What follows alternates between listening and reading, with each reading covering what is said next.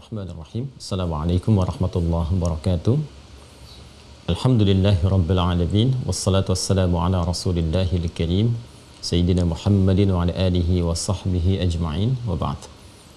Fa ya ahbaballahi wa ahbaba rasulihi sallallahu alaihi wasallam, usi nafsi wa iyyakum bitaqwallahi faqad fazal muttaqun fala tamutunna illa wa antum muslimun.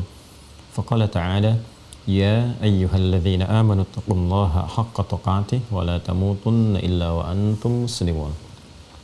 Saudara-saudariku, berjumpa kembali dalam kajian Mira di sesi kita subuh kali ini waktu Indonesia bagian barat. Kita awali dengan bermohon pada Allah Subhanahu wa taala, semoga Allah memudahkan seluruh apa yang kita pelajari, memberkahi dan juga meringankan kita untuk mengamalkan apa yang telah kita pahami dan telah kita pelajari.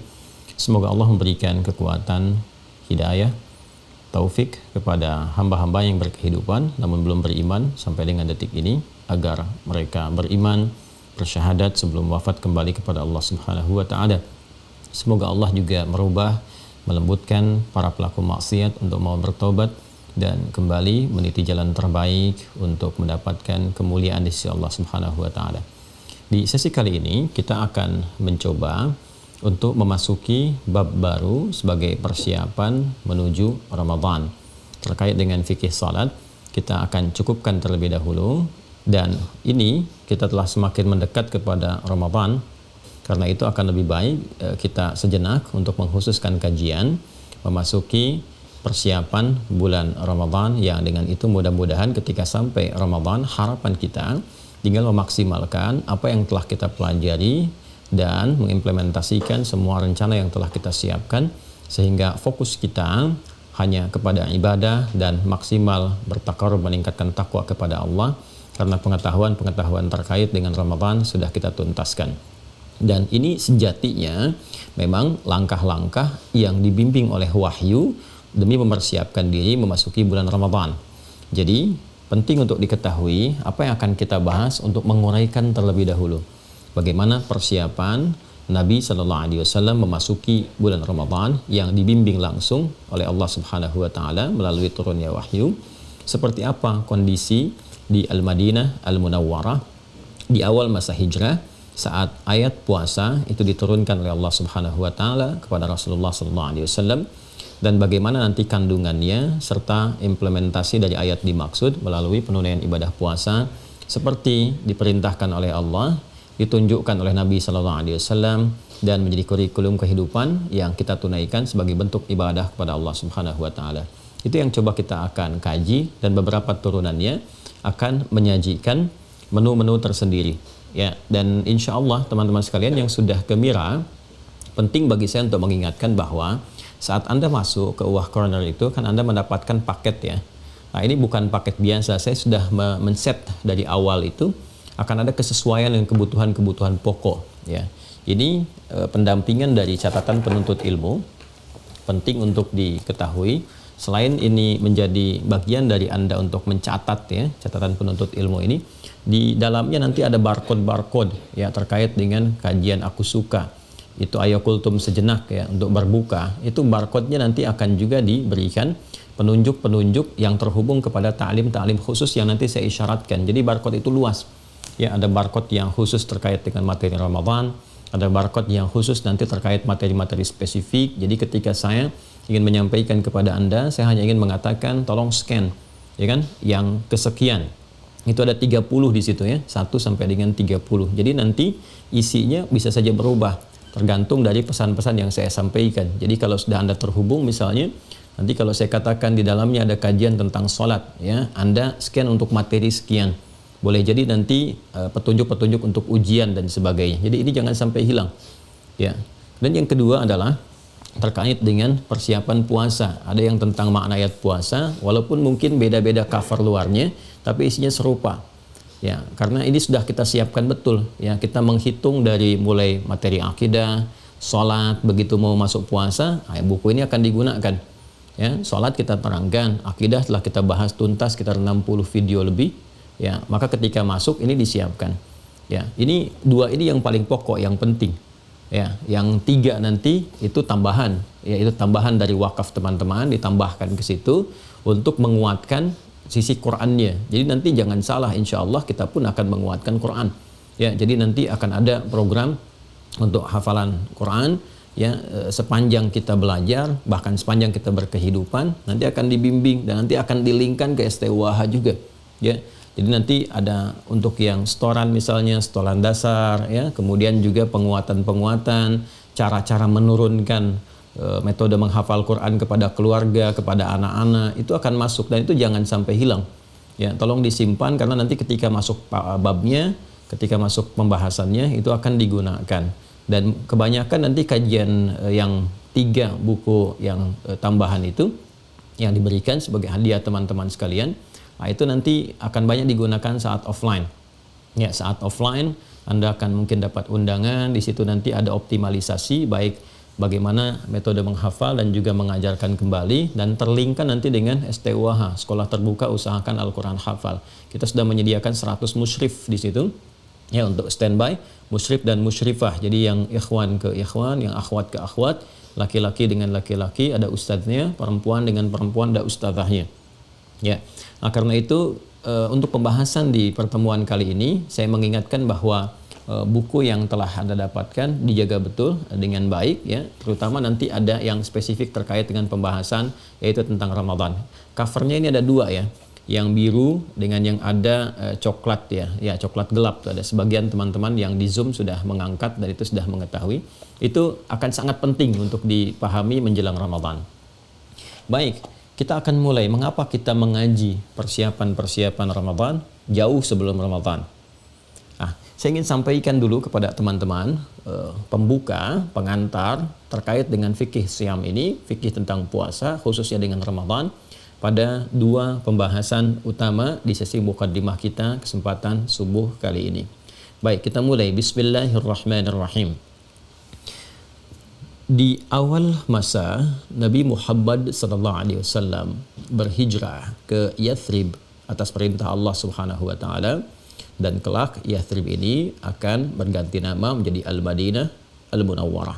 Saya sering singgung dan juga sampaikan berdasarkan informasi pengetahuan yang sampai kepada kita, dan ini terurut juga sanadnya menyebar di kitab-kitab, di buku-buku yang bisa kita lacak, bahwa Yathrib ini adalah nama yang dilekatkan pada satu tempat berjarak kurang lebih 400 km persegi kurang lebih dari Makkah Al-Mukarramah, yang sejatinya awalnya adalah nama anak di antara keturunan Nabi Nuh alaihissalam. Jadi tersambung ke Nabi Nuh alaihissalam, ada anak keturunannya namanya Yathrib. Biasanya kalau menempat di satu daerah, satu tempat, itu dahulu dikenal dengan nama orang yang menempatinya. Ya, ada Kan'an misalnya, ya, wilayah Palestina, Syam, itu Kan'an itu juga tersambung juga, ya, ke nama-nama, tapi bukan Kan'an yang ditenggelamkan. Jadi ada turunan lagi setelah itu diberi nama dengan nama yang dimaksudkan. Jadi ada setiap tempat ketika diberikan nama itu, namanya dilekatkan pada orang pertama yang mendiaminya. Karena yang mendiami pertama kali Yathrib, maka kemudian dikenal wilayahnya dengan Yathrib.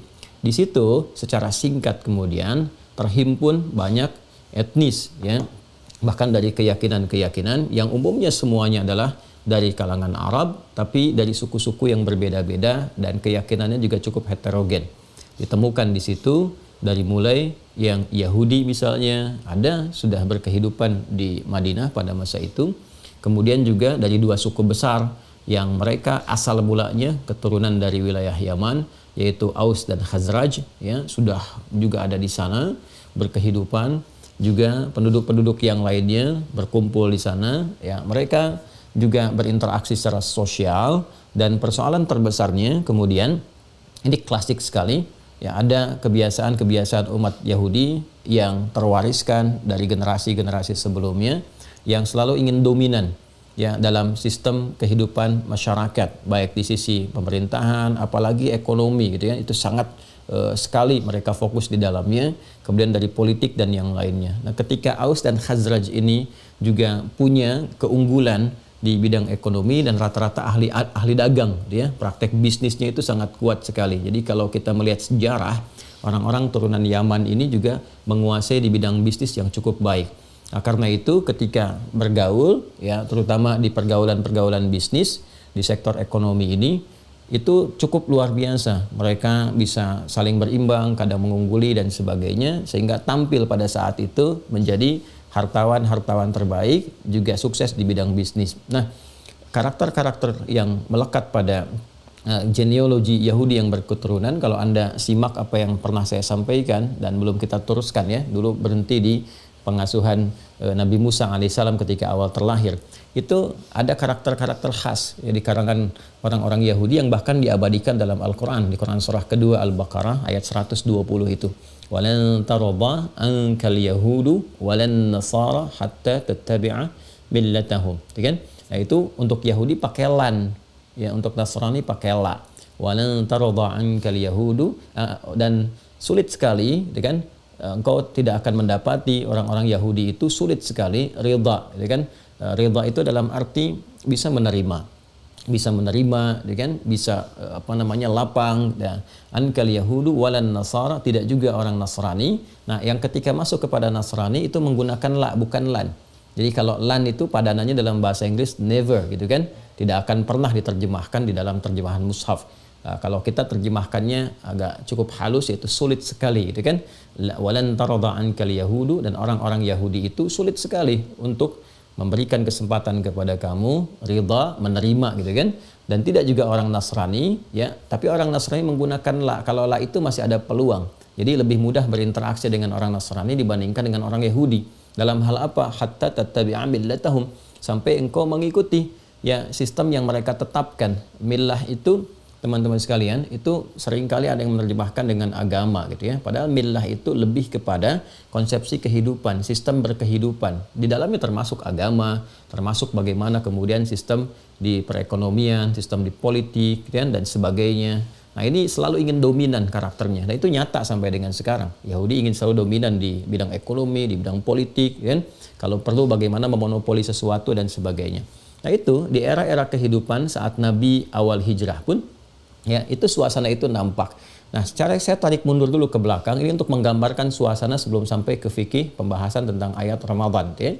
Nah, ketika mereka menyaksikan bahwa Aus, Khazraj, ya, dua suku besar yang mereka juga datang dari Yaman mulanya, gitu kan, dan sudah lama berkehidupan di situ ratusan tahun, itu dapat unggul dan seterusnya, itu tidak menerima, harus mereka yang dominan. Maka di dalam perjalanan sirah, di kisah-kisah itu disampaikan kepada kita dalam perjalanan sejarah bahwa diprovokasilah supaya dua suku ini kemudian saling bertengkar, ya, sehingga dengan sibuk bertengkar ini jatuh kemudian kekuatan bisnis mereka dan pasar bisa dikuasai dan dimonopoli oleh kalangan Yahudi pada saat itu. Maka terjadilah pertentangan antara Aus dengan Khazraj dengan provokasi tertentu. Mungkin nanti di sirah akan dibahas dengan lebih detail, ya. Kemudian berselisih sampai perselisihan yang sangat tajam, luar biasa. Sampai pada tingkat kalau di sini pun ada yang kecelakaan meninggal, ya kan? Sebab tertentu sini harus ada yang meninggal juga. Ya, kalau di sini misalnya ada taruhlah perselisihan, salah satu meninggal, sini pun harus meninggal juga, demikian seterusnya. Itu berlangsung selama 600 tahun. Dan konflik yang diciptakan ini kemudian diambil keuntungan, ya, oleh pihak-pihak ini Yahudi untuk memonopoli pasar dan membuat sistem sesuka mereka. Jadi dari mulai sistem hukum ribanya, kecurangan timbangan dan sebagainya. Ya, itu, dan nanti kalau kita belajar ya lebih dalam karakteristik di dalam Al-Quran, di setiap masa itu berganti dimanapun akan berpotensi ditemukan yang seperti ini. Ya, makanya Anda jangan heran kalau Anda temukan misalnya bahkan pada level yang lebih besar lagi, konflik di wilayah ini, antar negara ini, itu kalau Anda mau gali lebih dalam, kemana itu simpulnya, wah, kita akan sangat luar biasa terkejut bahwa semua itu tidak jauh dari apa yang disampaikan oleh Al-Quran. Ya, ujungnya akan ke situ juga. Ya, kenapa ini di Afrika ada konflik, di Timur Tengah ada konflik? Kalau Anda dapatkan semuanya itu, ujung-ujungnya itu nggak akan jauh dari peristiwa yang dulu pernah terjadi. Makanya kalau kita ngajinya lengkap, sirah dan sebagainya, itu akan memahami peta-peta global atau kita tarik dalam dunia sekitaran kita, itu akan sangat mengerti. Dan solusinya sudah ada. Kalau kita mau kembali untuk menggali, itu kan sangat elegan.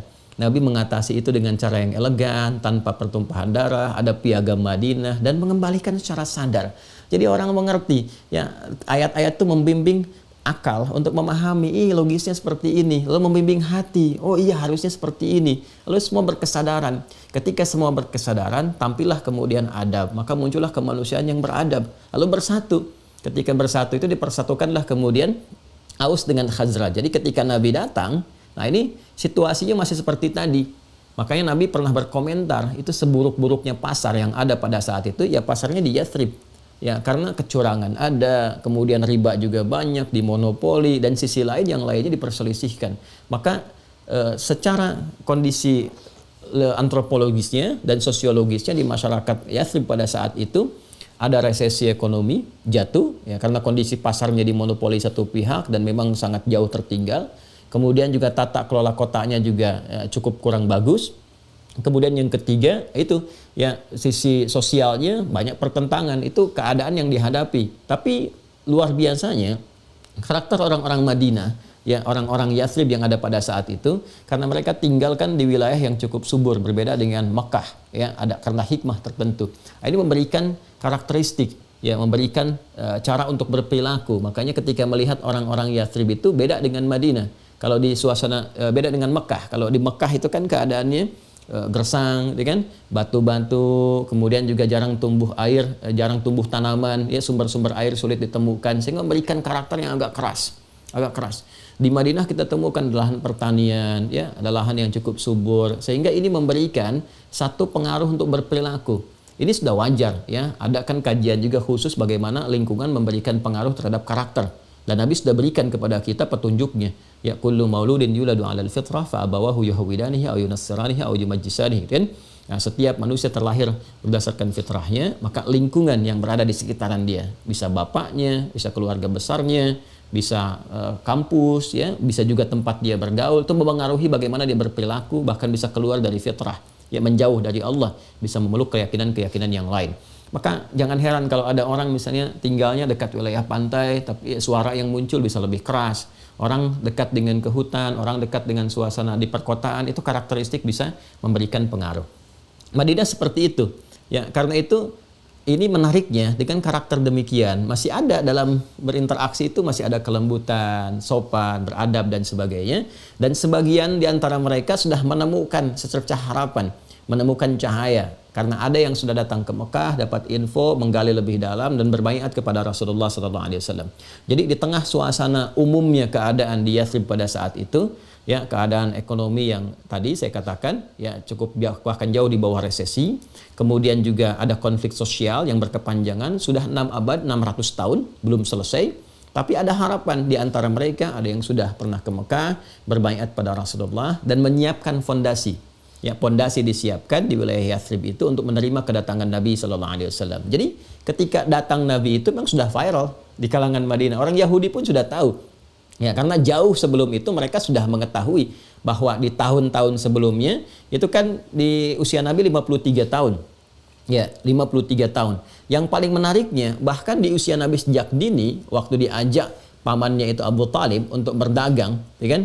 Mengikuti bagaimana beliau kemudian berdagang, itu kan usia yang sangat dini, ya luar biasa, itu belum mencapai masa-masa baliknya Nabi Sallallahu Alaihi Wasallam. Nah itu sudah berjumpa ya dengan rahib pendeta Buhaira itu yang memberikan kabar, ya dalam bahasa Latin George namanya, saya pernah bahas di Klik Adi waktu itu sudah memberikan gambaran ya bahwa ini seorang nabi, ya kan? Ini kemudian akan menjadi rasul, sudah terlihat tanda-tanda semuanya dan tercatatkan di kitab mereka. Makanya hal yang disampaikan oleh Al-Quran jelas pertama kali ketika memberikan informasi di Al-Baqarah ayat 146 itu. Ya alladzina atainahumul kitaba ya'rifunahu kama ya'rifuna abna'ahum. Ya orang-orang yang diberikan kitab kepada mereka, ini yang dimaksudkan Yahudi dan Nasrani, itu sudah mengenal sekali ya tanda-tanda kenabian Nabi Muhammad SAW, bahkan seperti mereka mengenal anaknya. Jadi kalau Anda Bapak Ibu ya melihat anak-anak kan sudah mengetahui kan, oh ini anak saya, itu anak orang lain dan sebagainya. Itu persis mereka mengenali Nabi Muhammad itu dengan tanda-tandanya seperti mereka kenal anaknya. Jadi sudah tahu sebetulnya ya tentang Nabi Muhammad SAW itu. Jadi ketika Nabi datang pun ya orang-orang sudah menyambut dan sebagainya. Seperti kita tahulah kisahnya ya, viral dan seterusnya. Tapi Nabi dihadapkan pada kondisi yang tadi saya sampaikan. dan dibimbinglah oleh wahyu, kan? Dengan izin Allah Subhanahu wa taala bagaimana mengatasi semua persoalan-persoalan tadi. Karena dasarnya sudah baik, tempatnya tadi sudah enak, karakteristiknya baik, maka persoalan tadi juga lebih mudah dan cepat diselesaikan dibandingkan kondisi-kondisi yang ada di Mekah. Hal pertama yang Nabi lakukan adalah bagaimana mempersaudarakan. Jadi selain nanti membangun pondasi berupa masjid, ya, yang ada senter keislaman di dalamnya itu dari Masjid di Kuba pertama kali, kemudian Masjid Nabawi, ya, dan mempersaudarakan ini Aus dengan Khazraj. Jadi konflik yang terhubung tadi ya berlanjut ya selama 600 tahun itu, 6 abad itu selesai dalam masa yang sangat singkat saja, dalam tempo yang sesingkat-singkatnya, dibimbing oleh Allah, tuntas, selesai. Nah, ini menarik sekali nih. Jadi Nabi mengatasi dulu ya persoalan sosialnya. Dia kan kalau perangkat di wilayahnya itu sudah baik ya dari segi karakteristiknya, manusianya, tidak ada konflik, itu mudah menata. Ya, dan stabilitas itu bisa terjadi di surat Al-Quraisy itu, alladzi at'amahum min ju' wa amanahum min khauf. Jadi ada dua pokok. Alladzi at'amahum min ju', masyarakat itu kondisi negara, tempat keadaan bisa stabil pertama kalau ekonominya stabil. Rakyat gak lapar. Kata Al-Quran itu kalau rakyatnya gak lapar, masyarakatnya gak lapar, stabil ekonominya, itu bisa mendukung stabilitas negara, ya, stabilitas satu kawasan tertentu. Kemudian wa amanahum min khauf, gak ada konflik sosial. Ya, bisa tertib, bisa stabil. Jadi secara sosial juga stabil, nggak ada konflik. Politiknya mungkin juga kalau kita gali ke nuansa sekarang itu stabil, ekonominya stabil, itu lebih cepat mendorong kepada kemajuan, ya, kemakmuran dan seterusnya. Maka yang Nabi selesaikan pertama konflik sosial dulu, dibimbing oleh Allah Subhanahu wa taala. Dipersaudarakanlah Aus dengan Khazraj. Masya Allah, jadi bagaimana Anda bisa merasakan? Jangankan dalam suasana yang besar ya, suasana kebangsaan, kemasyarakatan, di rumah tangga aja suami istri, ada sedikit perbedaan pendapat, kemudian berselisih, lalu setelah itu berdamai, islah dalam bahasa Al-Quran, itu kan rasanya tenang luar biasa. Ya, bisa tertawa gembira, bisa kemudian bercengkrama kembali. Ya, kadang-kadang yang telah lalu itu jadi nostalgia gitu. Ya, ini 600 tahun, Anda bisa kebayang nggak? 600 tahun gitu, suasana itu, kemudian cair semuanya, dan mereka merasakan bagaimana kenikmatan bergaul dengan sosok Muhammad SAW. Ya, dapat karisma, dapat kebaikan dan sebagainya, sehingga dia topangan yang sangat kuat. Maka selesai ya persoalan konflik sosial yang ada pada masa itu. Lalu Nabi membuat keseimbangan di bidang ekonomi.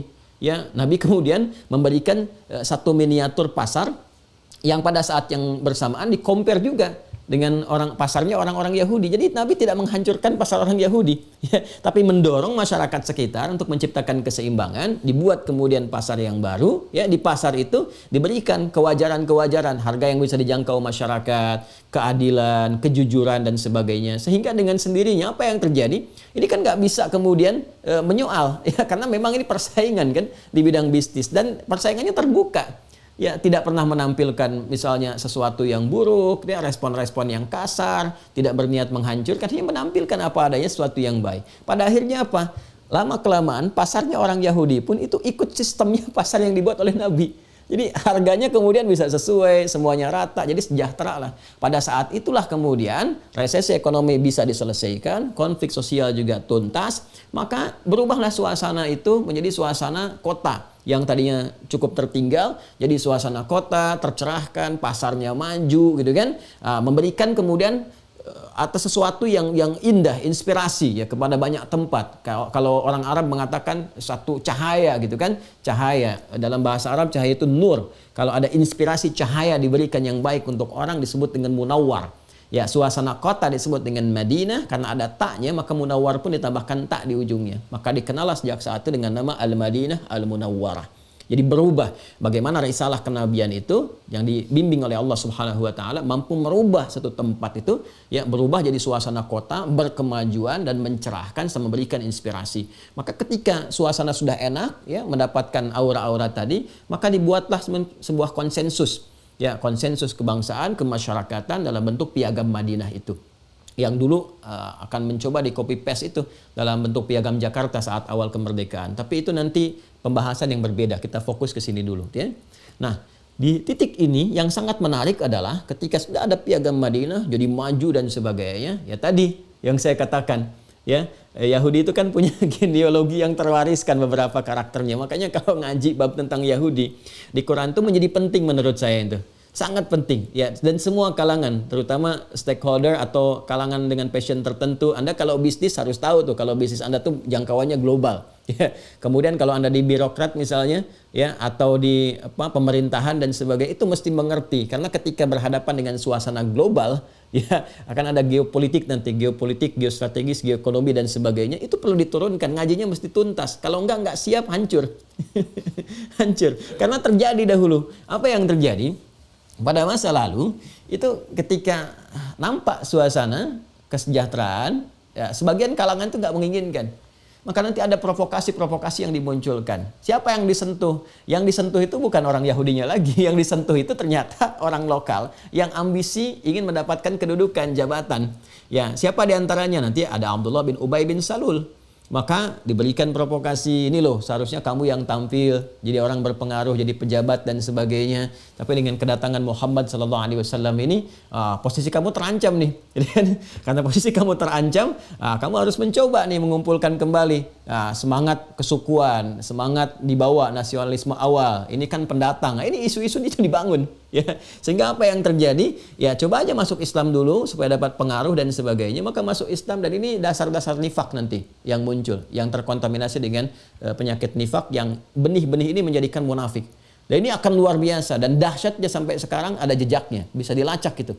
Ya, bisa nanti tempat markas yang dibangun pertama kali dan dikamuflasekan jadi masjid disebut Dirar, itu sampai sekarang ini tempat arang gitu. Ya, tempat jualan arang. Nah, itu ada nasab sejarahnya, bisa dilacak. Nah, sisi lain juga kepentingan tadi yang saya katakan ya, dari secara spiritual juga, pendekatan spiritual, mereka menginginkan nabinya dari kalangan mereka, sehingga tidak rela ada nabi dari kalangan selain dari golongan mereka yang tersambung nanti nasabnya ke Nabi Ishak. Mereka menginginkan dari jalur Nabi Ishak terus ya, seperti mereka dapatkan kejayaan saat masa-masa di Nabi Sulaiman misalnya ya, dengan kuil Sulaimannya ya, terus nyambung ke atas sampai dengan turunannya ke Nabi Isa, kan masih nabinya ke situ ya, walaupun nanti ada terjadi perpecahan. Nah, yang paling menarik adalah teman-teman sekalian, jadi pertama secara spiritual mereka menghendaki nabinya dari kalangan mereka. Jadi ketika tampak dari nabinya dari keturunan Nabi Ismail alaihissalam, yang tadinya mereka nanti-nanti itu kan sudah minta itu. Wah, kalau ngelacak di Quran tuh komplit sekali. Mereka yang minta kepada Allah, itu kan yang di ayat 89 itu di Al-Baqarah itu, mereka yang minta kepada Allah, itu kan pengen diturunkan nabi, pengen dibimbing dan sebagainya, nabi akhir zamannya. Begitu diturunkan mereka sendiri yang mengingkari. Mereka yang berbalik gitu kan. Nanti dikuatkan di ayat 101 itu ya, itu dikuatkan. Jadi begitu kemudian diberikan kepada mereka, dianugerahkan nabi yang terbaik, penutup zaman, nasabnya sempurna, lahirnya di tempat yang terbaik gitu kan, perjalanannya terbaik, itu nggak menerima. Karena tidak menerima itu, nah maka muncullah kemudian reaksi dari situ yang negatif. Nah, ini persoalan juga ya. Nah, kemudian yang kedua tadi dari sisi kematangan ekonomi yang sudah mereka tata itu, dari bisnis yang sudah mereka kelola, sudah menggurita dan seterusnya. Nah, itu mereka nggak terima juga di situ ya. Maka sentimen-sentimen yang muncul itu dibawa kemudian ke dalam nuansa kehidupan sosial, maka dimunculkanlah isu-isu ya kepada dakwah Nabi Shallallahu Alaihi Wasallam yang sesungguhnya membawa semua kemaslahatan. Jadi awalnya yang nggak ada isu, muncul dari sini isunya.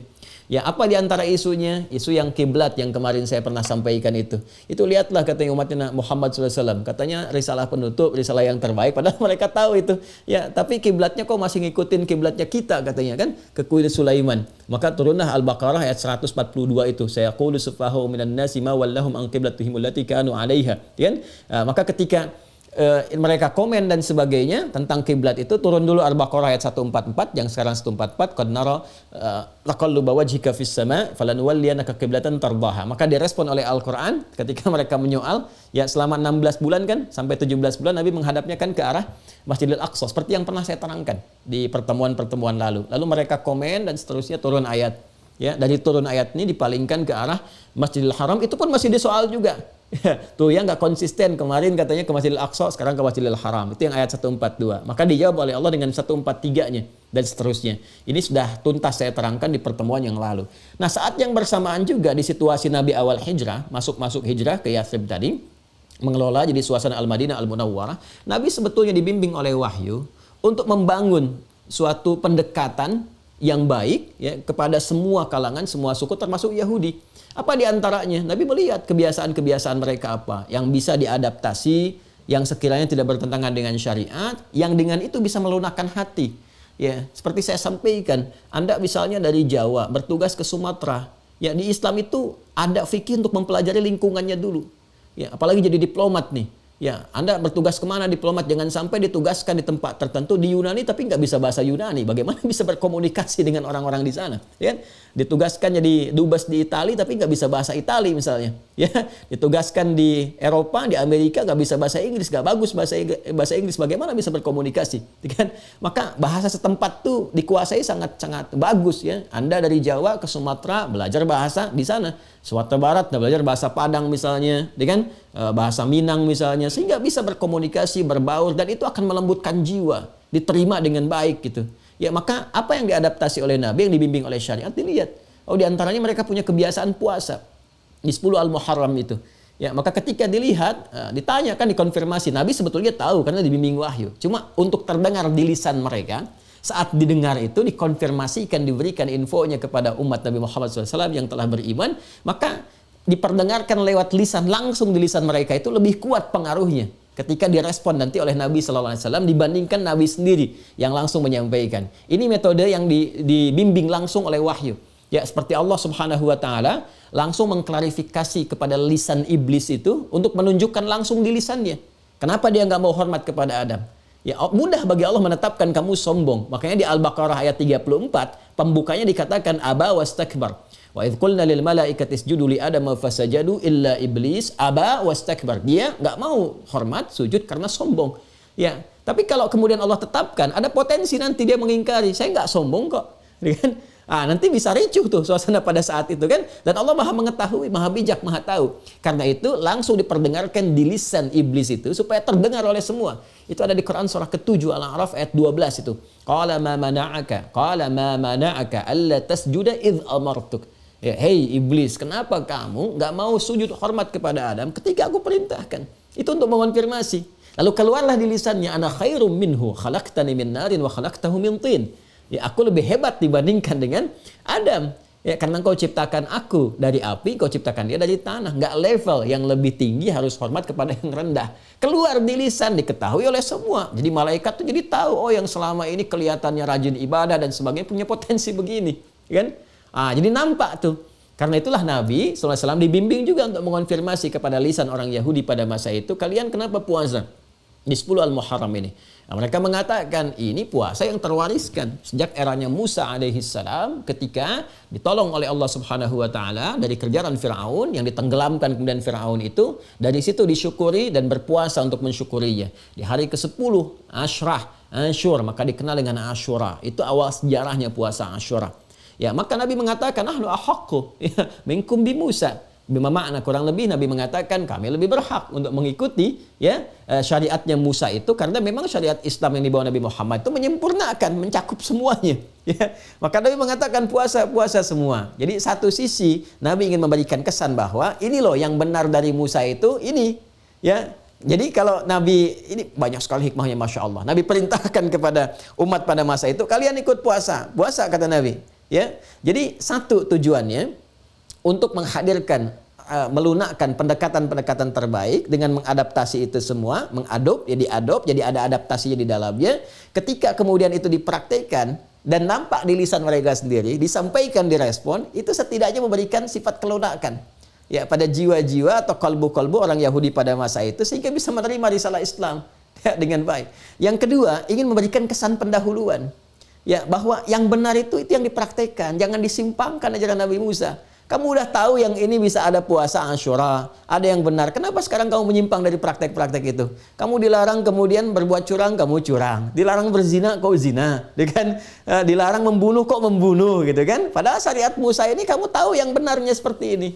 Itu juga ada kesan pendahuluan di awal. Makanya nanti setelah itu ada ayat-ayat dialog nanti yang mengkhitab langsung ya ahlal kitab, ya ahlal kitab. Itu nanti ada Yahudi, ada Nasrani di dalamnya. Itu metodologi yang sangat indah sekali. Nah, singkatnya adalah di awal-awal masa hijrah itu, melihat itu Nabi perintahkan para sahabatnya puasa. Bagi yang pengen puasa, puasa. Yang enggak apa-apa gitu ya. Itu awal-awalnya. Jadi banyaklah orang kemudian puasa Asyura, termasuk Nabi mempraktekkan sendiri. Ya sampai sekarang kita kenal kan.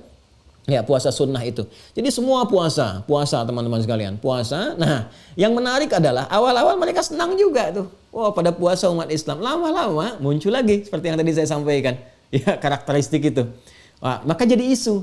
Umatnya Muhammad tuh lihat, kemarin sholatnya ngikutin kiblat kita. Sekarang puasanya aja ngikutin kita juga katanya.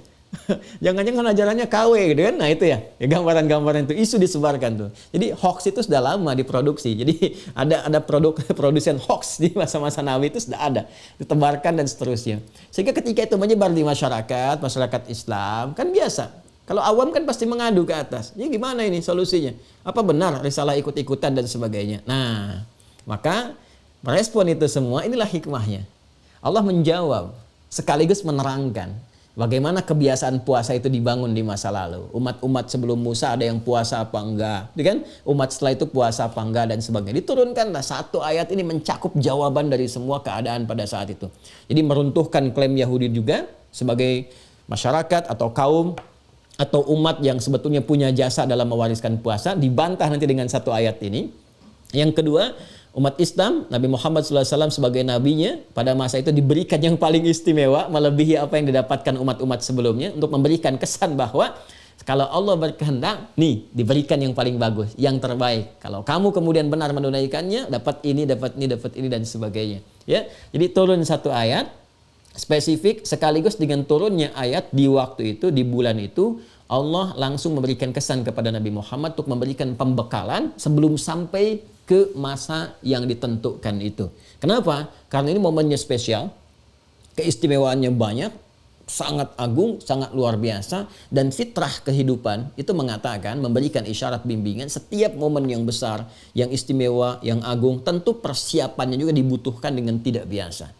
Ya, saya berikan kepada Anda momen besar di keluarga Anda anak mau nikahan, bukankah Anda siapkan jauh-jauh hari sebelumnya? Ada yang setahun sebelumnya, berbulan-bulan sebelumnya, kan? Anda mau pelantikan di jabatan tertentu, Anda siapkan sebelumnya itu. Ya, beli bajunya, macam-macamnya, tempatnya, dan karena spesial momennya. Nah, ini yang memberikan spesialnya itu Allah. Keistimewaannya diturunkan oleh Allah sendiri, langsung itu. Ya, ada bagaimana ampunan diberikan 24 jam, rahmat diturunkan, doa bisa dijawab, ada amalan yang bisa mencakup semua masa yang sangat lama gitu kan, bisa di-cover semuanya dan tertutup dosa-dosa yang telah lampau. Itu satu momen itu. Maka persiapannya pun jangan sampai ketika masuk kepada momentumnya baru siap-siap.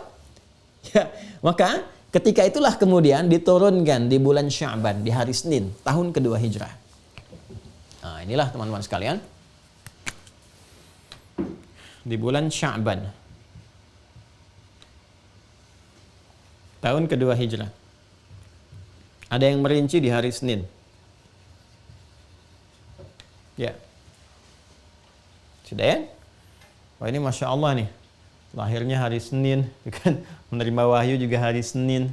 Nanti puasa puja hari Senin, kan? Dan kemudian juga wafat Nabi SAW di bulan Rabiul Awal juga, bulannya serupa gitu kan. Baik, dan dilahirkan juga kemudian di hari Senin, karena itu beliau kemudian membiasakan untuk puasa yang dikenal dengan puasa Senin, sunnah hari Senin itu. Kembali ke sini. Maka diturunkanlah kemudian oleh Allah Subhanahu wa taala ya jawaban, anugerah sekaligus hal yang bisa memberikan keistimewaan pada umat akhir zaman dengan nabinya akhir zaman Muhammad sallallahu alaihi wasallam. Quran surah kedua Al-Baqarah ayat 183. Nah. Ya ayyuhalladzina amanu kutiba alaikumus syiyam kama kutiba alal ladzina min qablikum la'allakum tattaqun.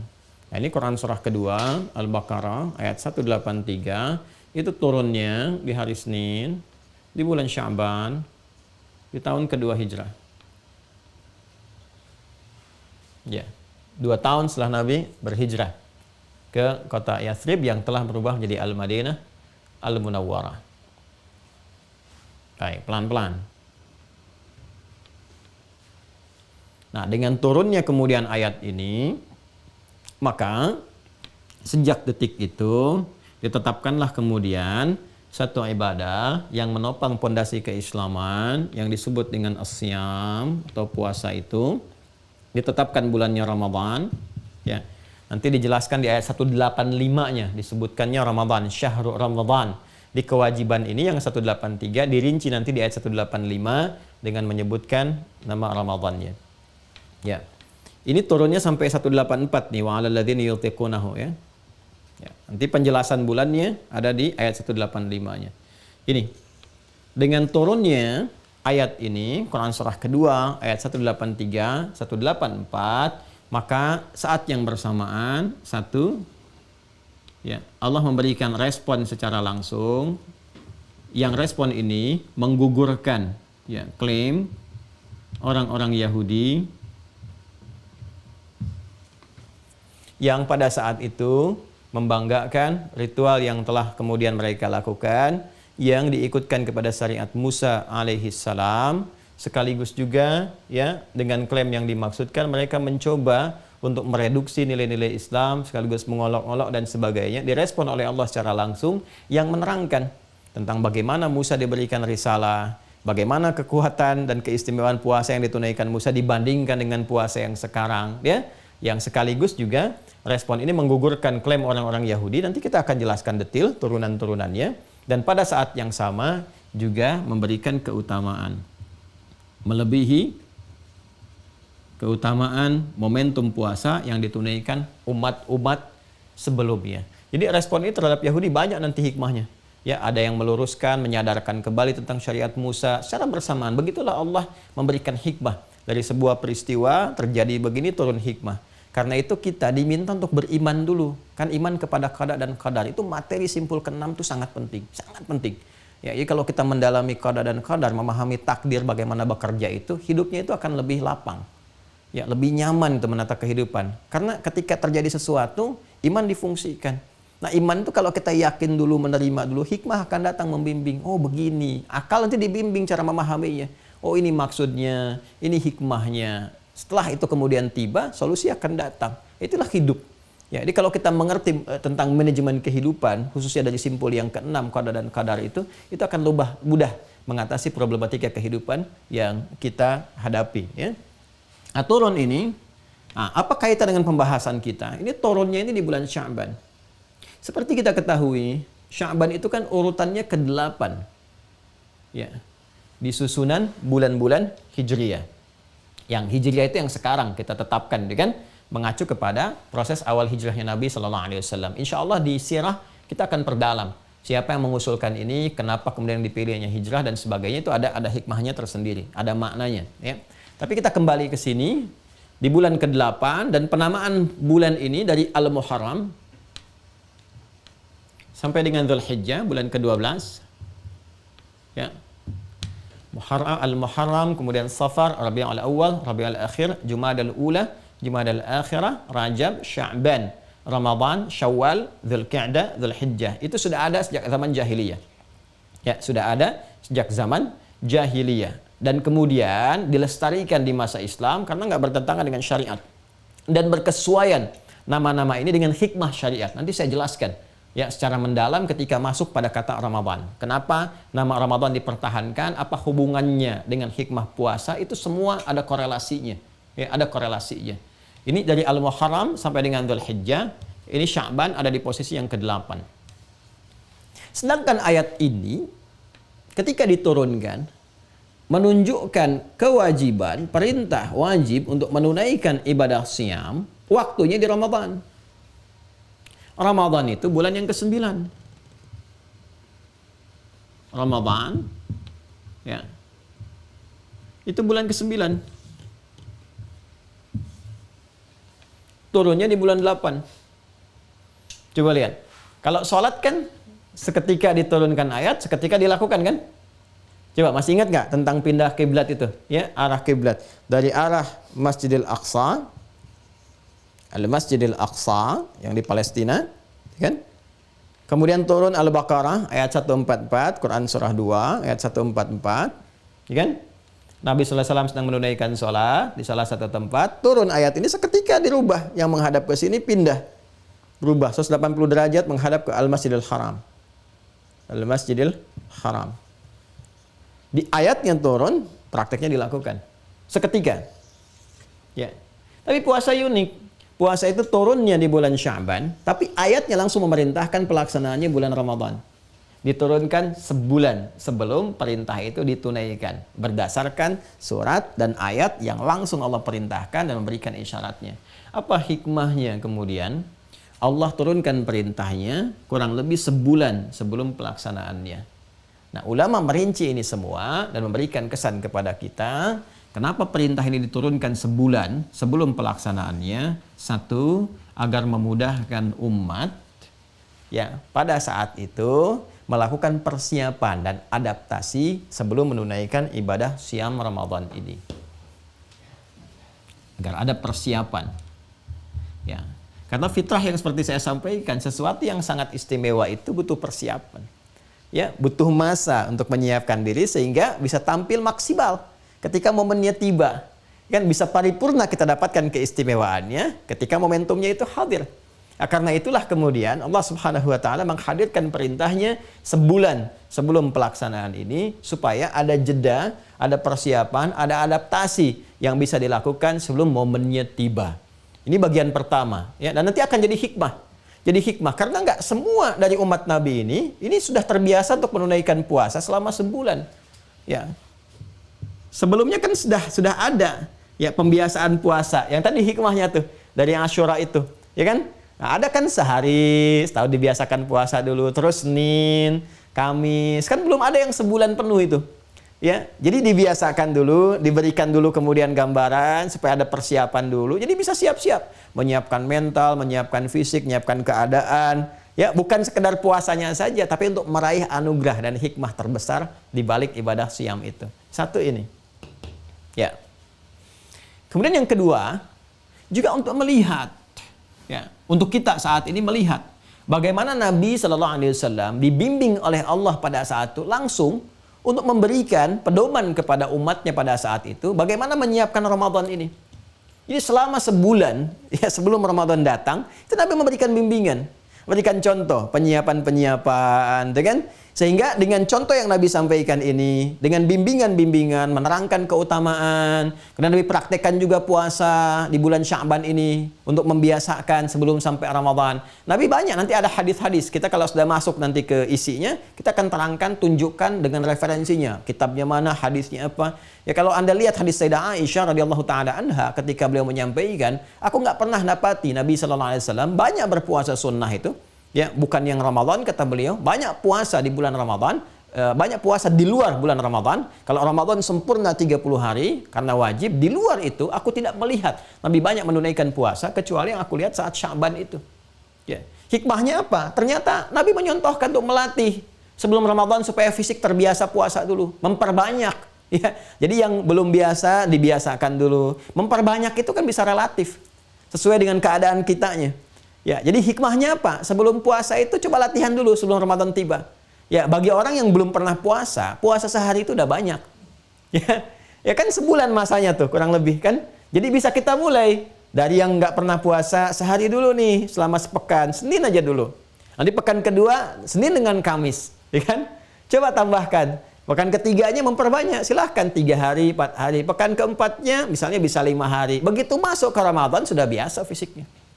Gitu ya, sudah bisa menerima. Itu pendekatan yang dari fisiknya sudah nyaman, sudah enak, sudah baik dan sebagainya. Ya, makanya nanti semakin meluas, ya semakin menjangkau Islam wilayah yang lebih luas lagi, kan karakteristiknya beda-beda. Bahkan jangankan puasa, ya ada yang untuk sholat belum terbiasa, kan? Ada yang untuk baca Quran belum terbiasa. Maka masanya diberikan lebih panjang lagi. Makanya nanti ada latihan di bulan-bulan Hurum. Ya, di antara bulan Hurum itu nanti ada Rajab. Nanti ada Al-Muharram, sebelumnya Dzulqa'dah bulan 11, Dzulhijjah bulan 12, Al-Muharram bulan pertama. Kata Ibnu Abbas radhiyallahu taala anhuma mengutip keterangan Nabi sallallahu alaihi wasallam, thalatha mutawaliyat. Ada 3 yang berurutan bulan Hurum itu, 3 berurutan. Dzulqa'dah bulan 11, Dzulhijjah bulan 12, Al-Muharram bulan pertama. Kemudian Rajab Mudhar bulan Rajab. Di Rajab itu ada puasa, sunnahnya, sunnah bulan Hurum. Tapi karena momentumnya dekat dengan Ramadan, ini pun sebagai bagian dari persiapan. Jadi yang belum terbiasa sama sekali, jauh terbentang. Dari Rajab sudah mulai latihan, sekarang bulan Rajab kan?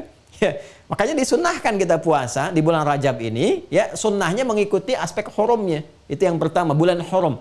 Bulan Hurum itu kan bebas kita untuk memperbanyak. Sama seperti Al-Muharram, sama seperti Dzulhijjah, selain hari rayanya. Sama seperti Dzulqa'dah. Tapi Rajab punya keutamaan yang kedua sebagai persiapan menuju Ramadan. Itu maksudnya. Nanti puncak persiapannya di Sya'ban, diperbanyak lagi, perbanyak lagi. Sehingga ketika Ramadan sudah lebih siap, lebih baik, sudah lapang. Ya, keadaan lapang menerima sesuatu, ya seperti saya analogikan begini nih. Ada tamu tuh mau datang. Tamunya penting tuh. Ya, tamunya penting, kemudian bawa sesuatu yang akan bermanfaat untuk kita. Anda kan siapin dulu kan? Ya, rumah ditata, diperbaiki, dibagusin, disiap-siapin makanan, tata keadaan kita supaya tamunya enak, nyaman. Bagaimana dia datang ke rumah seperti rumah sendiri, itu kan? Ya, walaupun nggak boleh ngepel, nggak boleh nyapu. Seperti rumah sendiri.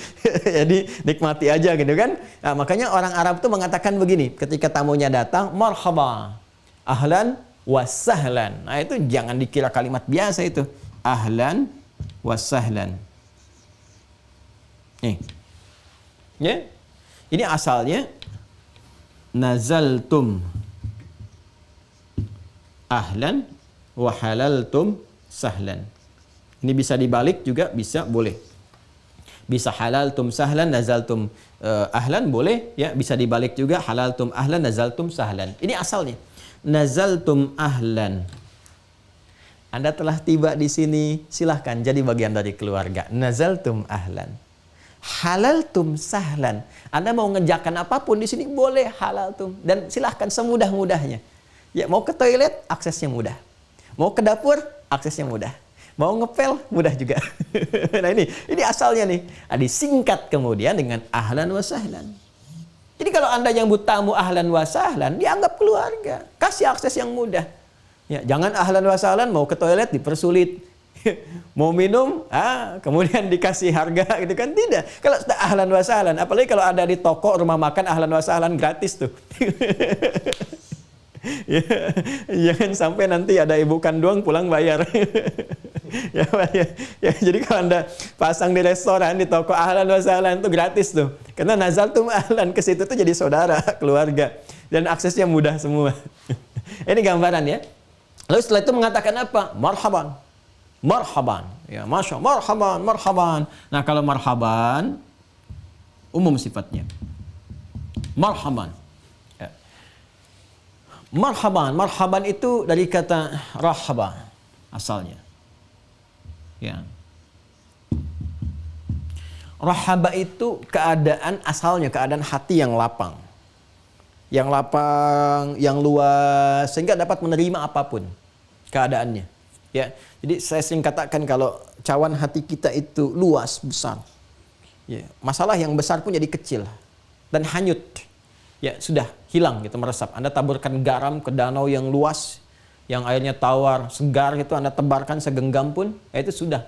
Ya, sudah hanyut begitu saja dan tidak ada banyak pengaruh. Tidak ada pengaruhnya gitu ya.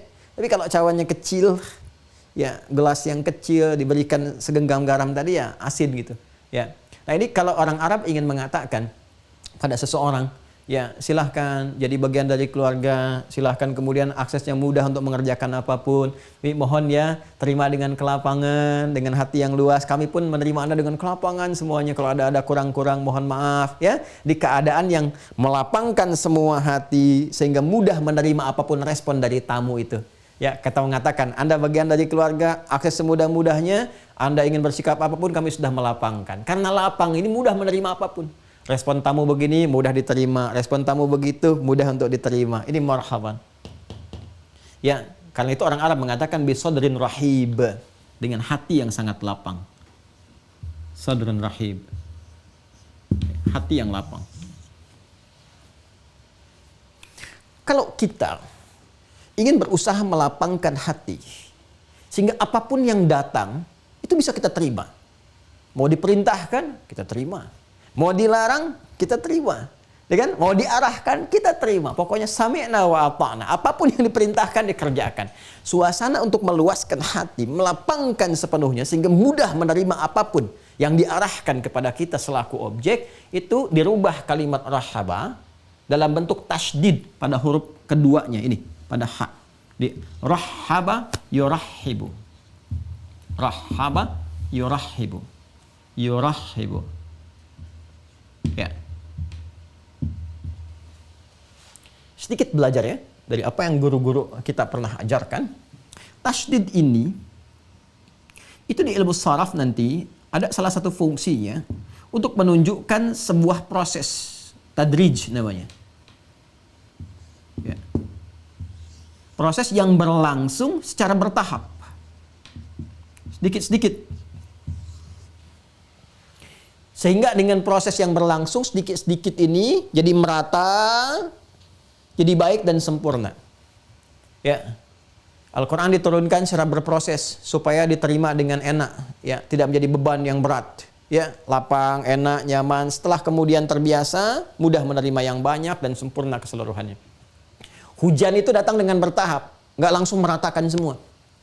Setelah bertahap, rata, kelihatan bersih. Karena itu turunnya hujan, aturan cuaca di Quran menggunakan tasydid juga. Di Quran surah 31, di ayat 34. Innallaha indahu ilmus sa'ah wa yunazzilul ghaith. Pakai tasydid, wa yunazzilu. Ya. Nah, ini kalau sekarang kita turunkan makna ini, rahaba yurahibu, pakai tasydid, artinya apa? Usaha yang serius, tasydid menunjukkan juga keseriusan, kesungguhan. Makanya dibacanya double, 2 kali lipat, menunjukkan motivasi yang lebih. Suatu 2 kali lipat. Jadi kalau ada tasydid, ini hurufnya ada 2 disatukan. Tapi nanti makna lughahnya, ya, falsafah bahasanya, filosofinya atau hikmahnya memberikan kesan motivasi yang kuat. Jadi menambah semangat, menambah motivasi, menunjukkan keseriusan, kesungguhan dan berlangsung secara bertahap. Itu tasydid tuh. Ya, kita agak dalam sedikit ya ngajinya. Ya, rahaba yurahibu. Usaha yang sungguh-sungguh, yang serius, dengan motivasi yang lebih, untuk belajar secara bertahap melapangkan hati. Sehingga dengan keadaan lapang ini, apapun yang diperintahkan, diberikan, dia dilarang bahkan kepada kita, udah siap menerima apa saja, apapun itu. Nah, keadaan itu semua, sifatnya, keadaannya kalau terkumpul itu semua, maka dirubah nanti bentuk kata kerja ini, akar katanya, dengan past tense, ini kan rahaba yurahibu ini presentnya, ya kan? Dibentuk ke dalam bentuk yang menunjukkan keadaan, sifat yang sudah siap dengan keadaan itu dalam bentuk masdar nanti. Rubah ke kata benda, jadi tarhib. Rahaba yurahibu tarhiban. Tarhib. Karena ini disiapkan menuju Ramadan, ya, kita berusaha melapangkan hati, melapangkan keadaan jiwa kita, menyiapkan diri kita dengan sungguh-sungguh, serius. Walaupun tidak mudah, berproses, kan? Menghadirkan motivasi berkali lipat, kemudian bertahap kita belajar, seperti dibimbing Rasulullah, pelan-pelan. Guna apa? Menyiapkan ketika tiba momennya, siap apapun yang perintahkan. Malam bangun sholatnya, siap ya Allah. Subuh sampai maghrib jangan makan, jangan minum ya, siap ya Allah. Tahan nafsu ya, siap ya Allah. Baca Quran tingkatkan, siap ya Allah. Jangan lakukan ini, sami'na wa ata'na. Kita belajar, guna persiapan ke Ramadan. Kalau kita gabungkan persiapan ke Ramadan, maka jadilah kemudian gabungan kata dikenal dengan tarhib Ramadan. Ini asal mulanya ada kalimat tarhib Ramadan.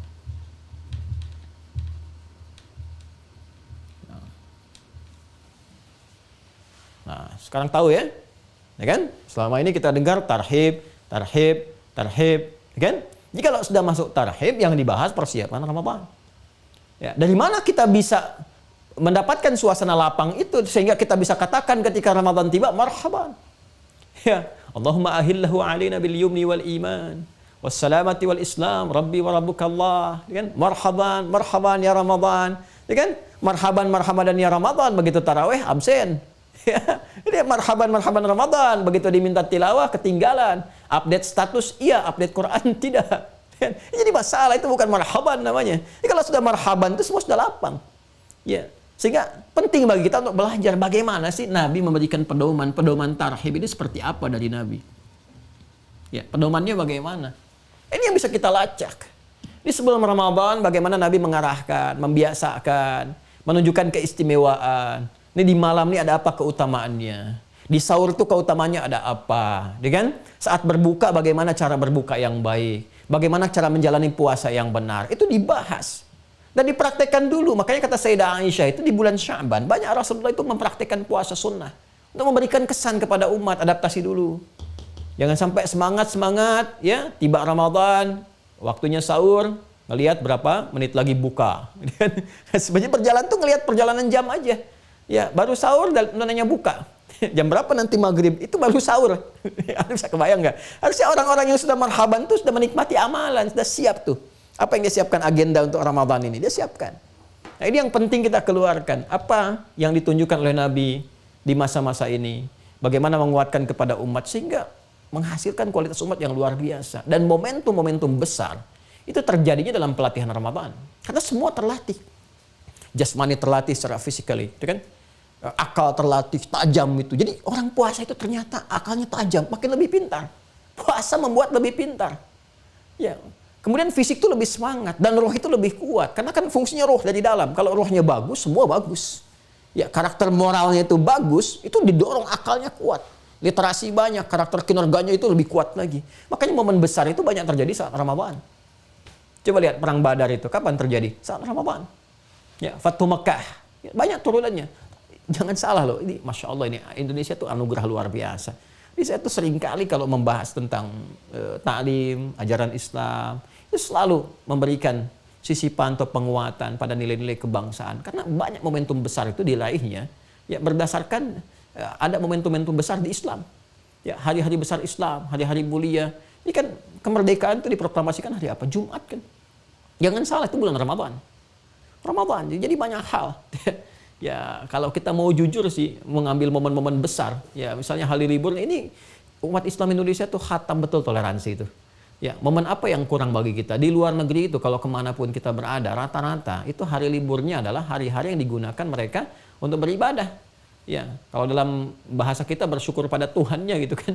Ya, di Arab liburnya Jumat, karena ibadah mayoritas umatnya hari Jumat. Ya, Jumatan. Ya, kemudian di Eropa, di Amerika, di Eropa umumnya hari apa? Hari Minggu. Ya, karena dasarnya Minggu itu untuk ibadah bagi mayoritas umatnya. Di kita, Masya Allah, umat Islam itu toleran sekali. Ya, walaupun kita menyadari kemerdekaan itu harinya hari Jumat, mayoritasnya umatnya Islam ibadahnya hari Jumat, tapi tetap liburnya dikasihnya hari Ahad, Minggu. Ya, jadi saya sering katakan jangan ajarkan umat Islam Indonesia tentang toleransi, sudah khatam gitu, kecuali khatam ini dirusak. Supaya khatam tidak berkualitas, ini yang jadi persoalan yang kita perbaiki. Tapi kita memperbaiki dengan cara yang baik, ya, dengan cara yang elegan, tidak menampilkan sesuatu yang buruk dan sebagainya, sehingga kelihatan moralitas kita itu terlihat bagaimana akhlak umat Islam itu menampilkan dengan kepribadian yang baik. Ini saya ingin memberikan kesan bagaimana Allah Subhanahu Wa Taala memberikan anugerah kepada kita. Ya, balik ke sini ya, balik ke sini. Jadi inilah tarhib. Ini hikmahnya. Kenapa diturunkan di awal tuh di bulan Sya'ban? Ya, bulan ke-8. Di antara hikmahnya untuk persiapan adaptasi ya masyarakat umat pada saat itu dan jadi contoh untuk umat setelahnya bagaimana menyiapkan sebelum Ramadan. Jadi kita bisa tarik dari sekarang. Ya, karakternya bagaimana di karakter keluarga dulu, jangan jauh-jauh di keluarga. Ya, mungkin ada anak yang belum pernah puasa sebelumnya, ada yang baru masuk Islam. Alhamdulillah di masa-masa ini Rajab, Sya'ban tuh biasanya insya Allah selalu ada itu, selalu ada saja. Nah, ini bisa latihan sebelum datang Ramadan. Ya, karena ini sunnah, sangat fleksibel. Kayak dari anak-anak, mungkin ada yang balik, Ramadan tahun ini sudah mulai wajib, latih dulu, bulan Rajab sekarang latihan. Kalau sunnah latihan, gak harus dipaksa-paksa untuk menyempurnakan sampai maghrib, bertahap, sampai dia mampu dulu, menyesuaikan. Ya, jadi kadang-kadang ada anak dilatih sampai zuhur dulu, ya kan? Zuhur buka, nggak apa-apa. Nanti besoknya naik ke asar. Ya, asar kan sekarang jam 3:30 ya, kurang lebih kan, 15.30. Ya, nggak apa-apa, mampunya sampai asar. Jangan Anda paksakan, ayo nah, pahalanya besar. Pahala besar tapi lapar gitu kan. Ini kalau udah sunnah, anak-anak itu nggak, buka ya buka aja. Mau dia jam 4, jam 5. Jangan dipaksakan sampai dia tertidur gitu kan. Sampai karena Anda kasih, pokoknya kalau nyampe maghrib, mami kasih 200.000. Nah, ini bagaimana kelapar nih, kalau ke dokter nanti jadi masalah, obatnya bisa 2 juta. Jadi berikan pencerahan yang baik. Ini asalnya, inilah persiapannya, adaptasi. Jadi tarhibnya. Ya. Jadi kalau dia baru awal-awal zuhur, alhamdulillah, berikan motivasi, Masya Allah. Saya selalu katakan pada anak-anak itu, Kak, Masya Allah ya, Mbak Buya itu waktu kecil, usia kakak Mbak ini, nggak pernah bisa sampai seperti sekarang. Kalian luar biasa deh, ini hadiahnya nih. Walaupun mungkin baru sampai zuhur, sampai asar. Setelah itu mereka termotivasi, enak, nambah lagi, sempurna deh, sampai maghrib.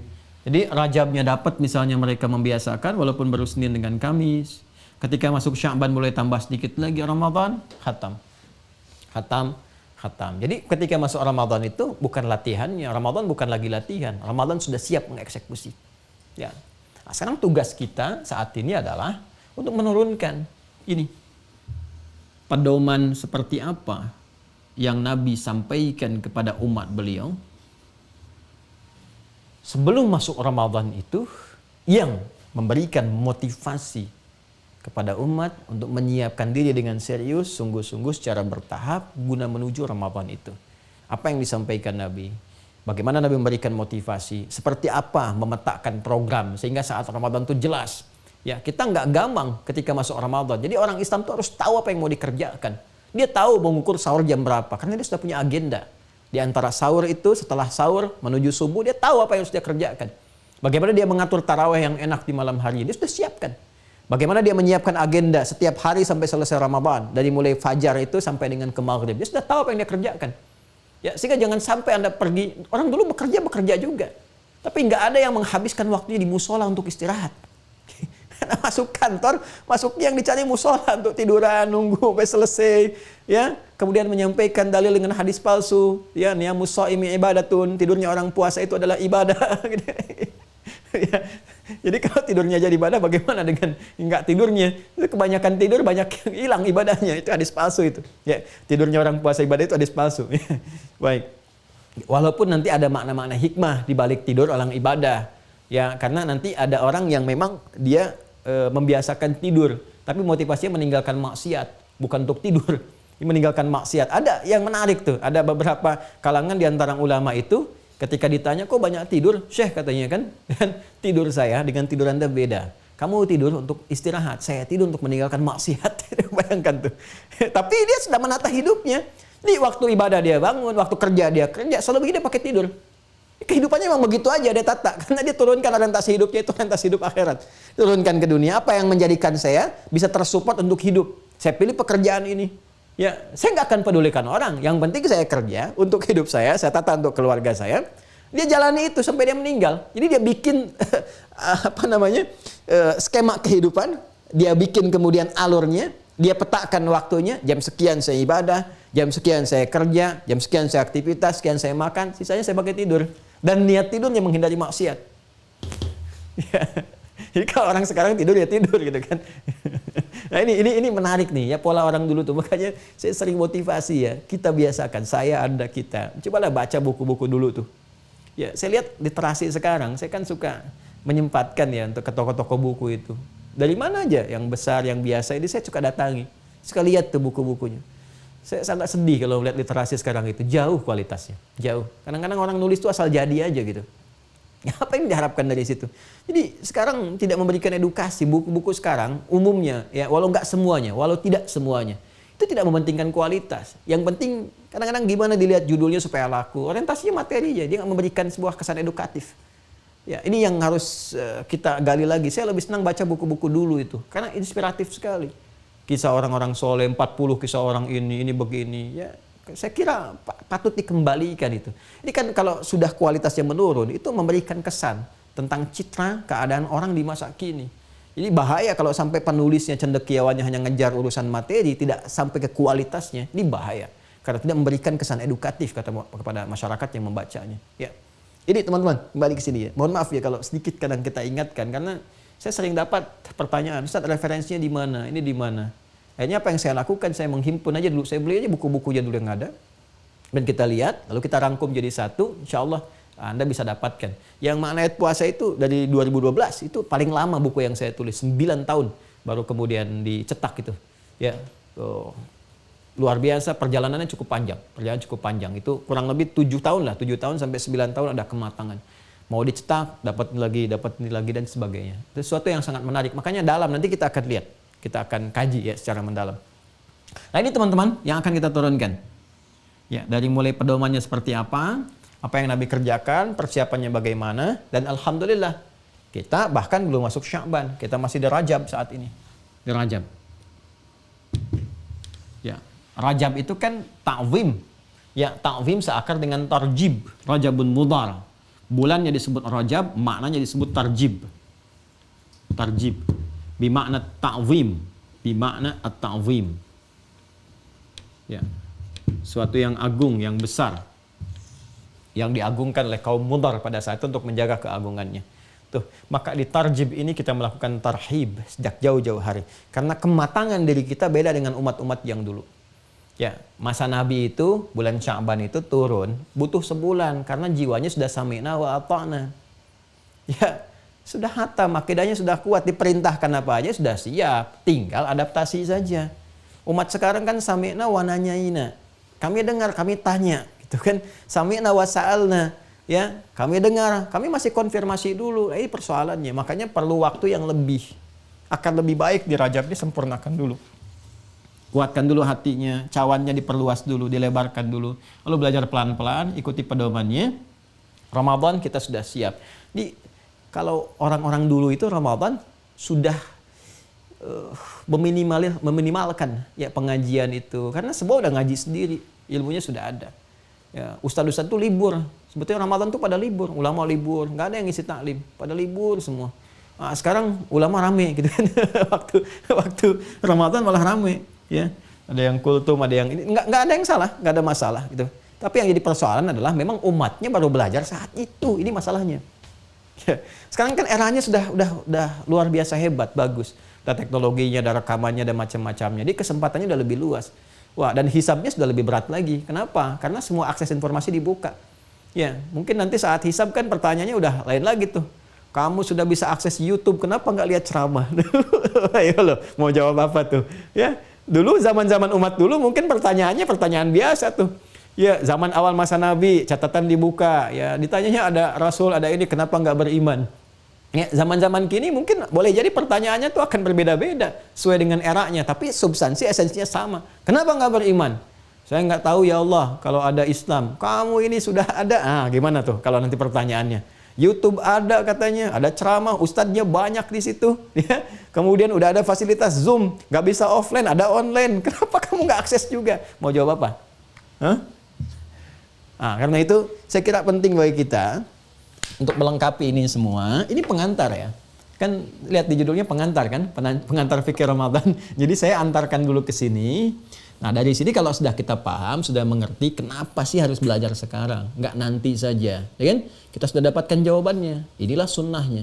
Tarhib itu sunnah, penyiapan itu sunnah. Semakin tinggi, semakin istimewa, semakin baik, semakin agung, maka persiapannya pun harus semakin matang. Ya, karena itu penting bagi kita untuk kemudian mendalami pedoman ini. Kita akan turunkan dan saya sarankan tolong yang sudah masuk terhubung di Mira dipelajari dulu ini ya, teman-teman, dibaca dulu. Ya, ini ditulis untuk dibaca, ya, bukan dikoleksi, bukan Anda cuma simpan dapat bukunya, tidak. Ini ada tujuannya, ya. Kemudian juga dengan buku catatan juga tolong dihadirkan teman-teman semua, dicoba. Yang Quran itu nanti ada masanya. Ya, itu produk wakaf itu, kalau yang paket 3 buku itu produk wakaf, ya. Jadi dijaga betul, nggak boleh dijual tuh, hati-hati tuh. Yang Quran dan sebagainya jangan dijual lagi, ya, haram menjualnya karena itu sudah pemberian. Ya, kalau yang ini Anda dapatkan untuk paket dan sebagainya, Anda dapatkan bagian dari pembelajaran. Ya, tolong teman-teman jaga betul. Insya Allah ini akan bermanfaat dan ini dibaca. Ya, dibaca sebelum kita mengaji supaya nanti ada kemudahan konektivitas dalam ta'lim, ketersambungan yang mudah. Nah, karena itu saya ingin katakan bahwa insya Allah besok kita sudah mulai masuk kepada inti turunan-turunan tarhib. Ya, dari tarhib ini nanti akan banyak babnya. Mungkin kurang lebih saya coba press gitu ya. Coba tekan, disiapkan untuk bisa cukup sebelum Ramadan. Ya, kalau kita bahas ini kan cukup panjang, tapi kalau kita bisa uraikan, mudah-mudahan kurang lebih 40 hari lah kita bisa cukupkan, 10 harinya persiapan, latihan, dan mudah-mudahan selesai dan disiapkan untuk mendapatkan Ramadan yang berkualitas lebih baik dibandingkan dengan Ramadan yang sebelumnya. Karena bahaya nanti. Ya, bu'dan liman adraka Ramadana falam yughfar lahu. Ya, kata malaikat Jibril, biasanya begini, biasanya Nabi yang berdoa, malaikat mengaminkan. Tapi di kasus ini ada 3 kasus yang justru malaikat berdoa, Nabi mengaminkan. Wah, ini bahaya juga nih kalau kita abai, ini sangat bahaya. Karena Nabi berdoa, malaikat mengaminkan, tinggi nilainya. Malaikat berdoa, Nabi mengaminkan, bisa lebih tinggi nilainya. Ya, karena jarang-jarang Nabi mengaminkan dan statusnya Nabi tinggi di hadapan Allah Subhanahu wa taala. Justru malaikat Jibril itu jadi Rohul Amin, Sayyidul Malaika, karena Nabi Muhammad SAW Ya, karena barakahnya, karamahnya Nabi Muhammad yang ditunjuk sebagai nabi terakhir dan Jibril yang ditunjuk untuk mendampingi, memberikan wahyu, naik status langsung. Ya, jadi Sayyidul Malaikah. Ini di 3 kasus ini malaikat yang berdoa, Jibril berdoa, Nabi mengaminkan. Ya. Nah, satu yang di antara 3 ini adalah ketika Jibril menyampaikan. Nabi kan naik tuh ke atas gundakan mimbarnya itu, ada 3 begitu naik langkahnya, begitu melangkah, ya, apa yang disampaikan? Bu'dan. Ya, atau raghima'an forajulin. Jadi ada 2 redaksi, raghima'an forajulin, ada celak di hidung seseorang. Ya. Raghima'an forajulin itu teman-teman sekalian itu gambaran dari seseorang yang terhinakan. Jadi kalau ada orang-orang terhinakan itu ada ghabar itu debu ya, debu atau coreng gitu.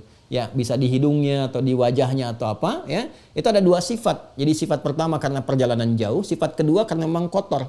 Ya, kotor. Makanya dulu zaman-zaman Belanda itu masih dipakai ini. Ini menarik sekali nih. Masih menarik nih. Dulu waktu zaman-zaman JP Queen gitu ya. Jadi dia datang itu dan ditunjuk jadi gubernur di wilayah Batavia. Ya, di Jakarta sekarang, nanti jadi berubah jadi Jayakarta, kemudian Jakarta itu ada kisahnya juga tuh. Makanya kenapa Juni tahun 1527 sampai sekarang itu ada kisah yang sangat dahsyat sekali. Ya, saya nggak bahas dulu lah supaya nggak terlalu melebar ya. Singkatnya begini. Jadi ada nanti keponakan yang bersangkutan itu singkatnya berzina dengan salah satu prajuritnya. Ya, ketika berzina, dia perempuan berzina dengan salah satu prajuritnya, dihukum. Jadi yang perempuannya dirajam itu. Ya, di depan masyarakat. Dan jangan salah, hati-hati ya. Kalau Portugis kan Katolik, ya, Belanda kan Protestan. Ya, jadi itu masih di Kristen juga ada larangan untuk berzina, hati-hati. Karena masih ada turunan ke sebelumnya. Kalau Anda buka itu, saya kan punya koleksi Bible juga gitu ya. Ada koleksi Bible itu. Larangan berzina, perintah untuk khitan itu ada juga. Ya, itu dirajam pada saat itu, dihukum. Yang perempuannya dihukum sampai dengan meninggal pada saat itu, ya, dihukum sampai dengan meninggal. Yang laki-lakinya ini sebelum dieksekusi dicoreng dulu pakai arang, ya, di hidungnya, ya, sehingga terlihat oleh masyarakat ada belang di hidungnya. Di situ mulai muncul istilah hidung belang. Itu asalnya. Ya, kata hidung belang yang menyebar di masyarakat itu dulu hukuman yang diberikan saat ada prajurit yang berselingkuh, berzina, ya, dengan salah satu sepupu dari pejabat pada saat itu, dihukum di masyarakat. Jadi sebelum dieksekusi, dia dicoreng dulu hidungnya pakai arang, tuh dihinakan. Ya, di kalangan masyarakat dihinakan, dibelangi pakai arang hidungnya sehingga dikenal dengan pria hidung belang. Nah, itu asalnya di kita itu ada kata-kata mengatakan laki-laki yang mencari perempuan-perempuan dan dua-duanya tidak baik. Dua-duanya tidak baik. Itu laki-laki dikenal dengan pria hidung belang. Asalnya dari situ. Ya, asalnya dari situ. Coba dibaca lagi ya, dicari lagi itu. Ya, ada referensi yang saya pernah baca itu ke situ mengarahnya gitu. Nah, ini sesuatu yang terhinakan, ya, yang dicoreng di wajahnya. Wajah kan gambaran tampilan dari kebaikan. Jadi yang dicoreng di wajah itu redaksi dari hadisnya raghima'an forajulin. Ada celak dalam diri seseorang. Di redaksi lain bu'dan, jauh dari rahmat Allah. Karena orang sudah tercela itu kan menjauh. Makanya kalau ada orang berbuat maksiat, sejatinya dia sedang menjauhkan dari rahmat. Ya, dan hati-hati ya, maksiat itu menjauhkan dari rezeki yang baik. Maksiat menjauhkan dari keberkahan. Ya, dia bisa dapat dari situ rezeki, tapi haram sifatnya. Ya, hati-hati, haram itu kan bergantung perilaku. Jadi kalau Anda ingin dapat berkah yang halal, dekati yang baik-baik. Jadi ketika mengerjakan maksiat, rezeki yang baik itu akan menjauh. Karena taat nggak akan bersanding dengan maksiat. Air nggak bercampur dengan minyak. Ya, hati-hati. Ya, ada orang dari Jumatan ingin sedekah tuh. Dia udah bawa tuh 10 juta. Dia mau sedekahkan. Dia lihat sekelompok orang, oh kayaknya ini dari penampilan apa, patut jadi ahli sedekah. Begitu dia mau kasih kan, mau dia kasihkan bagian dari sedekah itu, dia sedang main kartu. Ada taruhan gitu kan, kecil-kecil begitu. Dia bisa berbalik, nggak jadi ya sedekahnya. Jadi maksiat itu bisa menjauhkan dari rezeki-rezeki yang baik. Hati-hati dia. Aina raghima'an forajulin. Ya, tercela di hadapan Allah, jauh dari rahmat Allah Subhanahu wa taala. Siapa? Ya, liman adraka ramadhana falam yughfar lah. Siapa yang bisa mendapati nikmat Ramadan sampai ke Ramadan tapi tidak mendapatkan ampunan di dalamnya. Itu malaikat langsung yang komen. Dan di-like oleh Nabi, di-share oleh sahabat sampai ke kita. Ya. Ya. Apa komennya Nabi? Singkat, amin. Singkat, amin. Ya, dan raghima'an farajulin liman adraka ramadhana falam yughfar lahu. Ya, terhina keadaan seseorang yang udah disampaikan ke Ramadan. Orang berharap-harap, orang dulu berharap-harap pengen ke Ramadan. Sahabat nangis-nangis, baru lepas Ramadan pengen dapat Ramadan lagi. Mereka nangis, mereka minta sama Allah, ingin suasana semuanya Ramadan dan sebagainya. Ini ada orang yang disampaikan. Ya, 24 jam dibuka, siang malam ada ampunan, siang malam ada rahmat, siang malam ada itqum minan nar. Dibuka semuanya, dia nggak manfaatkan. Ya, ini jauh dari rahmat. Dikasih kesempatan dapat rahmat. Anda bayangkan kalau sehari dikasih, dia nggak ambil, masih ditimbang. 29, 30 hari berturut-turut dikasih, dia nggak ambil juga, keterlaluan. Maka malaikat komennya langsung, keterlaluan nih orang katanya. Dikasih kesempatan nggak diambil. Jauh nih dari rahmat orang seperti ini. Terhina di hadapan Allah kalau dia nggak taubat. Kan? Apa kata Nabi? Amin. Nah, makanya harus siap-siap nih. Siap-siap ya. Cuman satu malam loh datangnya malam Al-Qadar itu. I'tikaf yang mengiringi Ramadan cuma sekali momentumnya dalam setahun. Ya, nggak ada lagi suasana terindah pada saat itu. Makanya dari sekarang selesaikan nih. Semua hal selesaikan. Ya, tata kelola supaya kita nikmat ibadah, nikmat ke masjid dan sebagainya. Omikron selesaikan tuh. Semua hal-hal yang macam-macam tuh beresin. Kalau perlu kerja kompak semua aja. Ya, supaya bebas, aman apa, data aja di komplek-komplek kita itu. Selesaikan semuanya. Ambil langkah yang bagus. Ya, setiap komplek itu tetapkan aja. Ya, kalau ditetapkan misalnya yang lain secara luas, kita secara komplek aja. Bebaskan dulu, tertibkan dulu siapa yang sakit. Karantina, sembuhkan dulu masing-masing. Supaya Ramadannya nikmat semua. Ya, jadi komplek kita udah aman, tempat kita udah aman. Kita bisa ke masjid, kita bisa nikmati. Semuanya enak, semuanya aman. Dan insya Allah tawakal pada Allah Subhanahu wa Ta'ala. Ya, jadi sebelum kita masuk ke jauh-jauh, kita kenali dulu. Ya, kenali bagaimana tarhib Ramadan yang disampaikan oleh Rasulullah SAW dan jadi pedoman untuk kehidupan kita. Baik, itu pengantar hari ini sekaligus pembuka kita setelah beberapa waktu kemarin kita sajikan dari rekaman terkait dengan fikih salat, dan insya Allah besok kita akan mulai kepada bab intinya, pengantar kepada fikih Ramadan bagian kedua terkait dengan pedoman tarhib Rasulullah Sallallahu Alaihi Wasallam.